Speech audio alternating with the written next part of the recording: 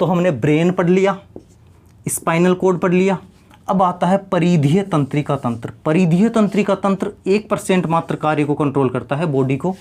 तो परिधीय तंत्रिका तंत्र क्या होता है? जो हमारा ब्रेन है और जो स्पाइनल कॉर्ड है, ये तो हो गया केंद्र में हो गया, अर्थात ये तो हो गए हमारे बॉडी के मेन स्ट्रक्चर, हेड ऑफिस। तो परिधीय तंत्रिका तंत्र में क्या होता है? जो हमारे ब्रेन है, ये पूरा हमारा ब्रेन है और एक स्पाइनल कॉर्ड है।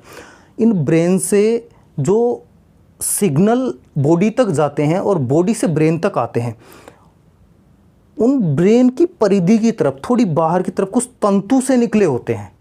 अर्थात ब्रेन में से तो 12 जोड़ी तंत्रिकाएं निकली होती है और स्पाइनल कॉर्ड में से 31 जोड़ी, 31 इधर की तरफ और 31 इधर की तरफ, ऐसे 31 जोड़ी तंत्रिकाएं निकली रहती है। तो ये जो तंत्रिकाएं हैं वो परिधीय तंत्रिका तंत्र में आती है। तो ब्रेन से निकली 12 जोड़ी तंत्रिकाएं और स्पाइनल कॉर्ड से निकली 31 जोड़ी तंत्रिकाएं परिधीय तंत्रिका तंत्र में आती है। ब्रेन से निकलती है, ब्रेन के सारे कार्य, स्पाइनल कॉर्ड के सारे कार्य इन 12 जोड़ी तंत्रिकाओं प्लस 31 जोड़ी तंत्रिकाओं के माध्यम से ही होते हैं। तो परिधीय तंत्रिका तंत्र ब्रेन से बाहर की तरफ जो है 12 जोड़ी तंत्रिकाएं निकलती है जो संवहन का कार्य करती है ब्रेन और स्पाइनल कॉर्ड से, और इसकी 31 जोड़ी तंत्रिकाएं, ये सभी कार्य ब्रेन के स्पाइनल कॉर्ड के इन्हीं तंत्रिकाओं के माध्यम से होते हैं और ये परिधीय तंत्रिका तंत्र में आते हैं। 2 चीज़ें क्लियर।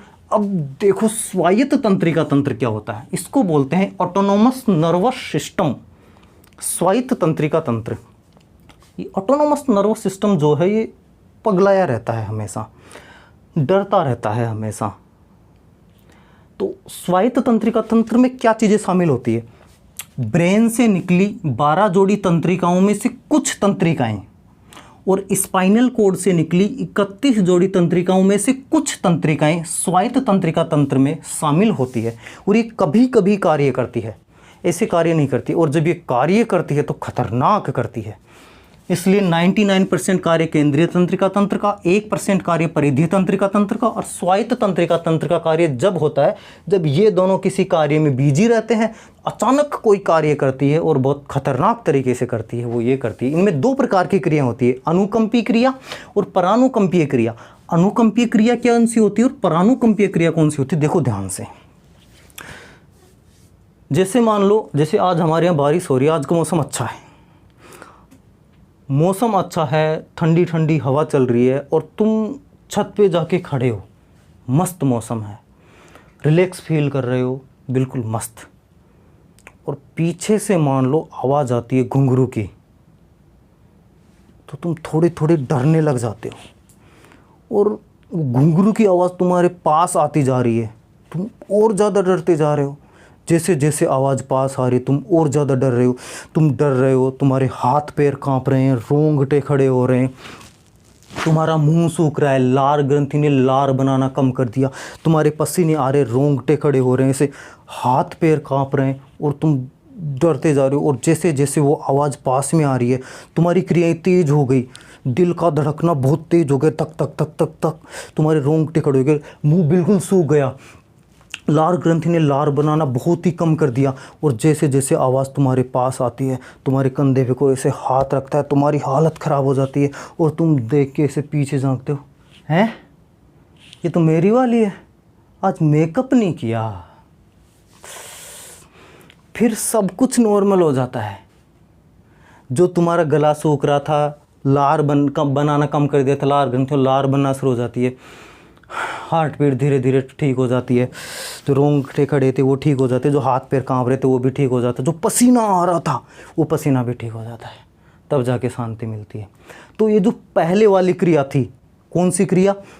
डरने की क्रिया। अब डरने की क्रिया में क्या क्या हुआ? रोंगटे खड़े हो गए, गला सूख गया, लार ग्रंथि ने लार बनाना कम कर दिया, पसीना आना शुरू हो गए और रोंगटे खड़े हो गए, हाथ पैर कांप रहे हैं, हार्ट बीट बढ़ गई। ये सब कार्य अनुकंपी क्रिया में आते हैं। ये सब तुम लिख लेना साइड में। तो अनुकंपी क्रिया में ये सब कार्य करते हैं। और जब सब कुछ नॉर्मल हो जाता है, हार्ट बीट नॉर्मल हो गई, रोंगटे खड़े थे सब ठीक हो गए, हाथ पैर कांपना ठीक हो गए, हार्ट बीट से तुम्हारा गला सूख रहा था, लार ग्रंथि ने लार बनाना शुरू कर दिया और तुम्हारा गला ठीक हो गया। तो ये क्रियाएं बैकअप टू नॉर्मल, वापस जो नॉर्मल हो जाती है वो होती है परानुकंपीय क्रिया। तो स्वायत्त तंत्रिका तंत्र की अनुकंपीय क्रिया समझ में आ गई होगी। परानुकंपीय क्रिया समझ में आ गई। अनुकंपीय क्रिया, जब डरते हैं तब अचानक जो क्रिया होती है अनुकंपीय क्रिया, और जब सब कुछ नॉर्मल हो जाता है तो परानुकंपीय क्रिया। तो इतना तो उम्मीद है कि ये सब समझ में आ गया होगा। तो तंत्रिका तंत्र समझ में आ गया। देखो अभी हमने जो हाइपोथैलेमस के बारे में पढ़ा था, हाइपोथैलेमस प्यार होने से हाइपर हो जाता है, पगला जाता है, ना भूख लगे ना प्यास लगे, ना पता है तुमको। तो हाइपोथैलेमस के बारे में हमने जब पढ़ा था, तो हाइपोथैलेमस क्या काम करता है, हमारे शरीर के जो अंदर की क्रियाएं हैं उनको कंट्रोल करता है, भूख प्यास नींद इत्यादि। अगर शरीर का तापमान बढ़ रहा है तो हमारे शरीर के टेम्परेचर को भी हाइपोथैलेमस कंट्रोल करता है। हमारे शरीर के टेम्परेचर को कंट्रोल करता है हाइपोथैलेमस, इसलिए हाइपोथैलेमस को ताप नियंत्रक भी कहते हैं।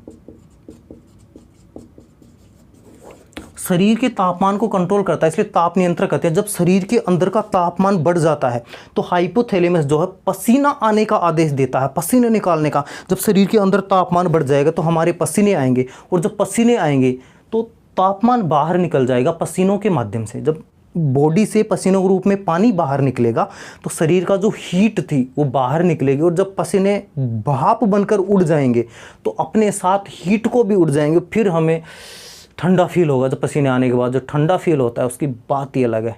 तो उसकी जो हीट होती है उन पसीनों में, हमारी बॉडी की हीट पसीनों के माध्यम से बाहर आई और वो उड़ गई। पसीनों के साथ में हमारे अंदर से बाहर निकल आता है सोडियम। सबसे बुरी बात, बॉडी में अगर सोडियम की कमी हो गई, सोडियम क्या कार्य करता है बॉडी के अंदर, ये जो तंत्रिकाएं होती है वो मस्तिष्क से बॉडी तक और बॉडी से मस्तिष्क तक सिग्नल को ले जाने और लाने का काम करती है। ठीक है, अब ये जो क्रिया करती है इसमें सबसे महत्वपूर्ण भूमिका निभाता है सोडियम। ये सारी क्रिया सोडियम के माध्यम से होती है। अब जब पसीने आते हैं तो सोडियम की कमी हो जाती है शरीर में, और सोडियम की कमी होने से हमारे शरीर की जो एक्टिविटी है, शरीर क्या कर रहा है उसके जो सिग्नल है वो हमारे माइंड तक नहीं पहुंच पाते, और माइंड कुछ आदेश देता है बॉडी को, वो आदेश भी हमारी बॉडी तक नहीं पहुंच पाते सोडियम की कमी होने के कारण। और फिर जब सोडियम की कमी हो जाती है हमारा दिमाग पगला जाता है, हमें चिड़चिड़ापन होता है। जब पसीना तो चिड़चिड़ा सा हो जाता है माइंड को, कि इसको कुछ पता ही नहीं रहता तुम क्या कर रहे हो, बॉडी क्या कर रही है। और जब ज़्यादा पसीने आ जाते हैं तो माइंड कुछ पता ही नहीं लग पाता जल्दी से कि क्या हो रहा है क्या नहीं हो रहा है। बॉडी को ये कुछ आदेश देता है कि कुछ प्रॉब्लम हो रही है पगले, लेकिन बॉडी को पता ही नहीं क्योंकि सिग्नल ही नहीं पहुँच रहे। तो माइंड फिर अपने आप जब कुछ होता नहीं है तो सुप्तावस्था में चला जाता है माइंड, और फिर इंसान बेहोश हो जाता है। तो ज़्यादा पसीने आने की वजह से इंसान बेहोश हो जाता है। जब सोडियम की अगर ज़्यादा कमी हो जाती है तो इंसान बेहोश हो जाता है। हमें उम्मीद है कि आपको जो नर्वस सिस्टम है, तंत्रिका तंत्र है, वो समझ में आ गया होगा। अब तंत्रिका तंत्र में एक होती है नर्व्स, अर्थात तंत्रिका कोशिकाएं क्या होती है, तंत्रिका कोशिकाएं अगली वीडियो में पढ़ेंगे। तब तक के लिए जय हिंद।